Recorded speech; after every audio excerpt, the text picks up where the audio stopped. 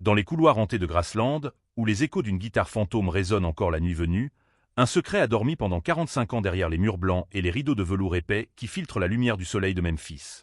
Qui a entendu les derniers mots d'Elvis Presley, ce murmure à peine audible, juste de l'eau et du sommeil.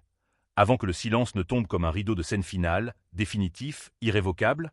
Et si la vérité sur sa mort n'était pas celle d'un roi terrassé par l'excès, les pilules et la gloire toxique, mais d'un homme épuisé qui suppliait en silence qu'on le laisse se relever, qu'on lui tende enfin la main, sans que personne, absolument personne, ne comprenne qu'il se battait encore pour sa vie?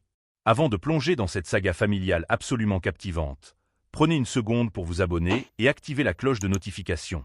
Croyez-moi, vous ne voulez pas rater la suite de ces révélations sur les légendes du rock. Novembre 2025. L'air de Memphis est lourd, chargé de l'odeur des feuilles mortes qui craquent sous les pas des touristes et des souvenirs indélébiles qui collent aux semelles comme la graisse de bacon sur une poêle en fonte. Nancy Rook n'est plus là pour sentir ce vent tiède qui glisse entre les cyprès du domaine, mais ses mots, libérés au crépuscule de sa vie en 2022, flottent encore dans l'atmosphère saturée de Graceland comme la vapeur d'un café noir oublié sur la cuisinière à 3 heures du matin. Elle n'était ni star, ni amante, ni chroniqueuse people. Elle n'avait pas de micro, pas de contrat d'édition. Elle préparait les œufs brouillés aux oignons et au fromage à 17 heures précises, pliait les chemises de soie brodée d'or avec une précision militaire, traversait les couloirs sans bruit pendant que le monde hurlait le nom d'Elvis comme une prière ou une malédiction. Pendant plus de 4 décennies, elle a gardé un silence de plomb, non par peur des avocats ou des menaces, mais par une loyauté viscérale, presque maternelle, envers l'homme qu'elle avait vu rire, pleurer, chanter, supplier, s'effondrer. Et puis, quand la mort est venue frapper à sa porte à elle, elle a choisi de parler.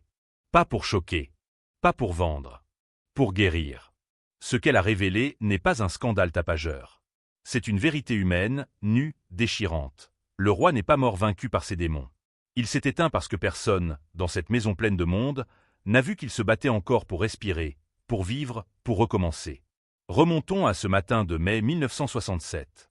Nancy Rook, jeune femme de North Memphis, franchit pour la première fois les grilles iconiques ornées de notes de musique en fer forgé, sans savoir que ce seuil marquerait le début d'une vie entrelacée à celle du plus grand artiste que le monde ait jamais connu. Elle arrive par une agence locale, aide ménagère, discrétion absolue. Elle porte une robe imprimée simple, des chaussures plates, un sac à main usé. Les grilles s'ouvrent avec un grincement métallique qui semble annoncer un destin. Elle monte l'allée bordée de chênes centenaires, passe devant la Jungle Room encore en construction, avec ses tapis verts et ses fontaines intérieures qui gargouillent comme des rivières artificielles. Elvis dort à l'étage, épuisé par une nuit de répétition pour un film ou une bringue avec la mafia de Memphis, ce clan de cousins, amis d'enfance et gardes du corps qui forment autour de lui une muraille humaine. Nancy rencontre Minnie Mae, la grand-mère dodue qui sent le talc Johnsonès et les biscuits maison, tante Delta avec ses lunettes en écaille et ses histoires infinies sur Tupelo, la gouvernante au chignon serré. Commencez où vous voulez, ma petite. Elle obéit. Elle époussette les disques d'or qui brillent comme des soleils miniatures, mais la table en porcelaine fine aide à préparer le petit déjeuner qui ne sera servi qu'en fin d'après-midi. Vernon Presley l'observe depuis le seuil de la cuisine. Il porte une chemise à carreaux, des bottes usées. Il voit en elle du calme, une fiabilité rare. Vous restez à plein temps. Le job devient destin. Son rôle dépasse vite le ménage. Nancy devient la cuisinière attitrée, celle qui connaît ses horaires inversés comme personne. Petit déjeuner à 17 heures, dîner à minuit, après racquetball ou projection privée au sous-sol. Œufs aux oignons verts et fromage fondu, biscuits épais dégoulinants de beurre salé, bacon frit jusqu'à la perfection, café noir comme la nuit et sucré comme le péché. Sandwich au beurre de cacahuètes et bananes grillées dorées et fondant, tarte au citron meringuée à la croûte croustillante et garniture tremblante, pain de maïs moelleux comme ceux de Tupelo. Il est exigeant. Caméra partout, même dans les placards. Si elle allège l'assiette, l'interphone sonne. Nancy, remettez tout comme avant. Je veux ce que je veux. Sa voix grave, autoritaire, mais jamais méchante. S'il vous plaît, merci, vous êtes un ange. Il avait reçu une bonne éducation, dira-t-elle, les yeux brillants. Il traitait tout le monde avec gentillesse. Graceland est un monde à part. Jour et nuit confondus comme dans un casino de Las Vegas. Fan camp devant les grilles avec tente, pancarte, Elvis, je t'aime. Mafia de Memphis partout, Red West, Sonny West, Joe Esposito, Charlie Hodge, Billy Smith. Priscilla d'abord, puis Linda Thompson, puis Ginger Alden. Lisa Marie Court, petite princesse aux yeux bleus. Nancy reste dans l'ombre. Elle voit Elvis en pyjama de soie noire, pieds nus sur le carrelage froid, chanter gospel à 3 heures du matin avec une voix qui fait vibrer les verres en cristal. Il invite Minnie Mae, tante Delta, parfois Nancy a fredonné Augretuar, Amazing Grace, Take My Hand, Prosulor. Pour elle, c'est l'homme seul, profondément spirituel, cherchant la paix dans sa forteresse. Les années passent. Nancy devient une institution. Elle connaît chaque recoin, jungle room aux meubles sculptés et tapis humides, salle des trophées aux disques d'or alignés comme médailles, chambre de Lisa Marie avec poupées et posters de chevaux, piscine intérieure, salle de racquetball. Pilules s'accumulent, Dilodi pour la douleur, Valium pour dormir, Dexedrine pour se réveiller, Calude pour planer. Elle serre, nettoie, sourit quand il la remercie. Pleure en silence quand il s'effondre. Été 1977. Grassland porte une fatigue silencieuse. Rires étouffés, fêtes rares. Elvis, 42 ans, visage gonflé par les corticoïdes, gestes lents, yeux perdus. Nancy maintient la routine. Plat préféré, cuisine impeccable. Appétit vacille. Festin un soir, jus d'orange le suivant. Tournée prévue le 17 août à Portland. Il parle d'emmener Lisa Marie en Californie avant, voir les séquoias, ralentir. Je veux voir ma petite fille heureuse, dit-il un soir, voir Hawk, regardant une photo d'elle sur le piano. Mais les pilules sont partout. Pour Nancy, ce n'est pas excès gratuit. C'est un cri. Fatigué de souffrir. Fatigué d'être seul au milieu de tous. Juillet, Elvis, What Happened? 3 ex-gardes déballent dépendance, colère, isolement, scène où Elvis tire en l'air. Elvis dévasté.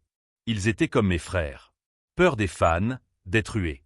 Il annule répétition, s'enferme, pleure. Tension avec Ginger. Dispute pour un voyage, une bague trop voyante. Une nuit, Mary Jenkins les surprend dans la chambre de Lisa Marie. Voix monte. Je ne suis pas une groupie, Elvis. Pourtant, éclair du vieil Elvis, racquetball avec énergie enfantine, gospel puissant, projet, nouveau film, album de Noël, Hawaï avec Lisa Marie. Chez le dentiste le 15 août, il semble se ressaisir. Régime, sport. Nancy sent l'orage malgré tout. 16 août 1977. Mardi matin. Memphis étouffe sous chaleur moite, collante. Nancy arrive 7 heures, glisse sur la pointe des pieds. Maison endormie. Elvis rentrait à l'aube après racquetball avec Ginger, Billy Smith et autres. Jouait des heures, transpirant, riant, buvant Gatorade et Pepsi. Nancy le croise en cuisine. Peignoir de soie bleue, cheveux en bataille, yeux injectés mais bleu perçant. Vous voulez un petit déjeuner, monsieur Elvis? Non, Nancy. Je veux juste dormir, mais j'aimerais un peu d'eau. Voir Hawk, fatigué, poli. Elle appelle Pauline. Carafe d'eau glacée montée. Il l'arrache des mains. 9h30, bruit sourd à l'étage. Choc mat silence. Nancy coupe oignon. Suppose un livre tombé. Ginger est avec lui. 13h50, interphone. Voix paniquée de Ginger. Qui est en bas? Il s'est passé quelque chose de grave. Montez, vite. Nancy lâche couteau, monte 4 à 4, traverse couloir moquette épaisse. Porte salle de bain entr'ouverte. Elvis face contre terre, pyjama bleu, immobile. Oh mon Dieu! Instinct. Descend en courant, trouve Alstrada. Montez vite. Halle livide. Ne restez pas là. Faites quelque chose. Chaos. Joe Esposito appelé. Vernon s'effondre dans bras de Minimae. Nancy tente Dr Nick, pas de réponse. Minute s'étire. Ambulance arrive, sirène hurlante. Guide brancardier, soulevé au-dessus des têtes, tourné à gauche, attention rampe. Corps redescendu. Elvis semble endormi, mais tache bleue, lèvres violacées. Dehors sirène. Dedans silence. Nancy figée dans hall, main tremblante. Le roi a quitté la scène. Ce jour-là divise l'histoire, avant et après. Pour Nancy, c'est personnel. Perdu quelqu'un aimé comme frère, fils, ami. Homme qui lui demandait gospel à minuit, remerciait chaque assiette, voulait seulement eau et sommeil ce matin-là. Heure suivante, tourbillon sirène, journaliste, flash. Fan s'effondre devant grille. À l'intérieur, Nancy se déplace mécaniquement. Soutient Vernon, console Minimae, mon petit garçon. Range cuisine. Quand ambulance s'éloigne vers hôpital Baptiste Mémorial, s'assoit seul à table de minuit. Regarde chaise vide. Pleure sans bruit. Rumeur, overdose, cœur, complot. Nancy se tait. Silence respect. Pendant que d'autres vendent livres, interview, elle reste à Memphis, travaille pour Famille Presley, aide transformer Grassland en musée. Touristes parcourent pièces nettoyées dans silence. Étage supérieur interdit. Nancy y monte 1 ou 2 fois par mois. Évite poussière. Salle de bain, chambre figée d'antan. Chaque visite rouvre blessure. Sans frisson. Une fois porte claque seule. Une autre lumière vacille. C'était lui. Il veille. Au fil des années, couche souvenirs sur papier. The Presley Family Cookbook. Recettes, souvenirs tendres. Fan adore. Inside Grassland, gentillesse, manie, rire minuit, gospel. Pas sensationnalisme. Gare d'une part. Année 2010. Santé décline. Parle plus. J'ai rangé salle de bain avant secours. On m'a dit. Je ne savais pas, regret silencieux. Il est temps.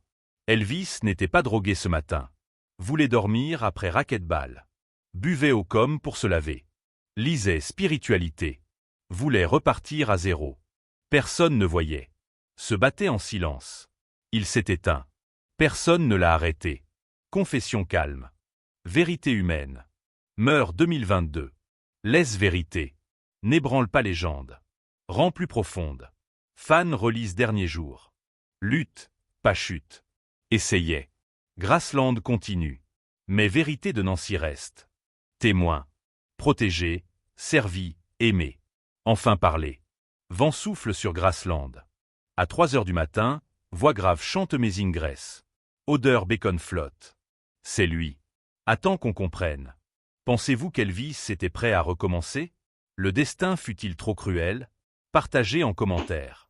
Likez si touché, abonnez-vous, activez cloche.